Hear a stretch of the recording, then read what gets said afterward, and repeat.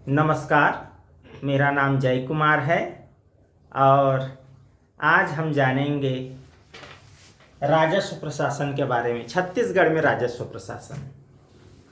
तो राजस्व प्रशासन के अंतर्गत क्या आप जानते हैं कि गांव का प्रमुख कौन होता है? क्या सरपंच राजस्व प्रमुख होता है या सचिव राजस्व प्रमुख होता है?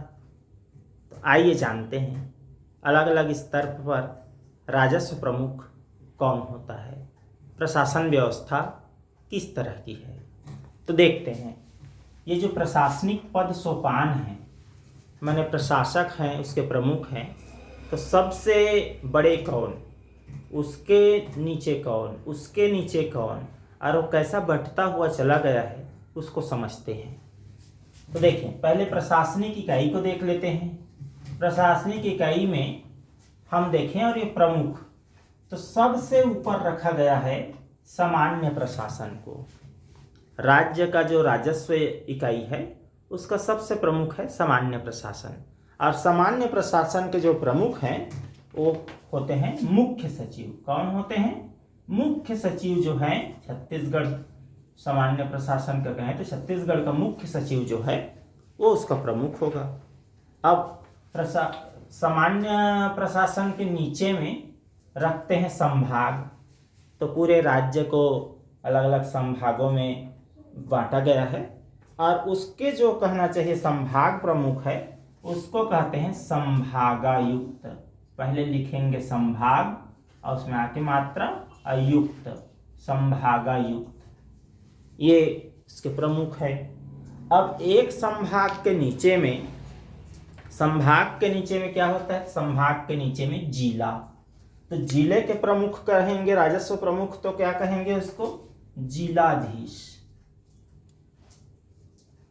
जिलाधीश। और जिले के अंतर्गत तो हो गया, जिले को और किस किस भाग में विभाजित करेंगे? तो जिले को वो फिर बांटते हैं उपखंड में। इसी को विकास खंड भी कह देंगे, थोड़ा से विकास खंड, तकनीकी रूप से उसको उपखंड कहते हैं और समझने के लिए विकास खंड कह सकते हैं। तो उपखंड का प्रमुख रहता है एसडीएम। एसडीएम नाम से आप भली भांति परिचित होंगे। इसको हिंदी में कहते हैं अनुविभागीय अधिकारी। अनुविभागीय अधिकारी सीधा सीधा मैंने इसलिए यहाँ नहीं लिखा क्योंकि एसडीएम बड़ा प्रचलित शब्द है। अब उसके बाद ये उपखंड और तहसील को कई कई लोग एक ही मानते हैं। नहीं, उपखंड और तहसील में थोड़ा अंतर है, संख्या में भी दो चार के अंतर होते हैं।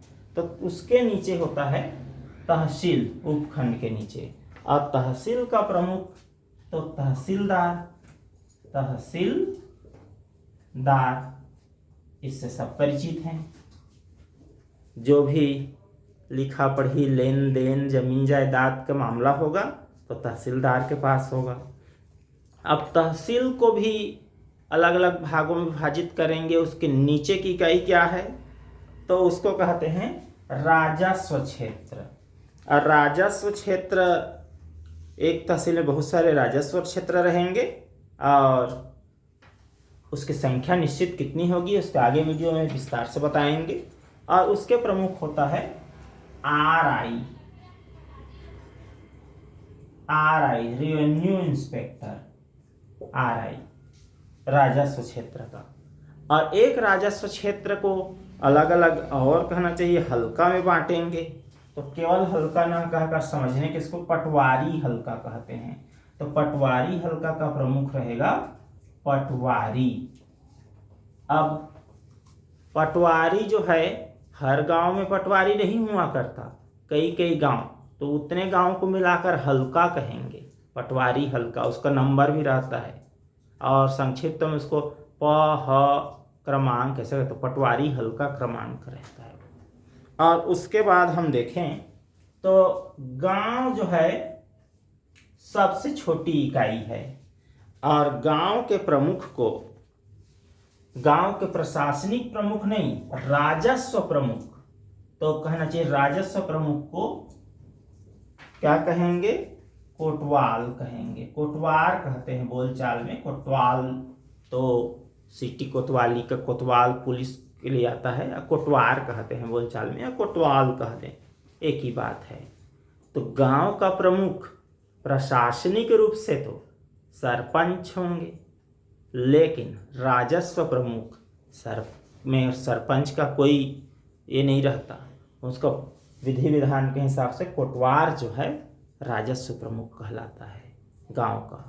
कोतवार के ऊपर पटवारी, पटवारी के ऊपर आरआई, आरआई के ऊपर तहसीलदार, तहसीलदार के ऊपर एसडीएम, एसडीएम के ऊपर जिलाधीश, जिलाधीश के ऊपर संभागायुक्त, और सबसे बड़े होते हैं उसके ऊपर मुख्य सचिव। छत्तीसगढ़ शासन में जो मुख्य सचिव होंगे वो छत्तीसगढ़ का राजस्व प्रशासन का प्रमुख कहलाएगा, और सबसे छोटा रहेगा कोतवार। तो आज के लिए इतना ही। आप सबको बहुत बहुत धन्यवाद। इस तरह के जीके, साहित्य या अन्य और वीडियो चाहिए तो कमेंट्स बॉक्स पर अवश्य लिखें, और आपसे अनुरोध है कि वीडियो को लाइक करें, और अब तक यदि चैनल को सब्सक्राइब ना किए हों तो चैनल को सब्सक्राइब करें। धन्यवाद।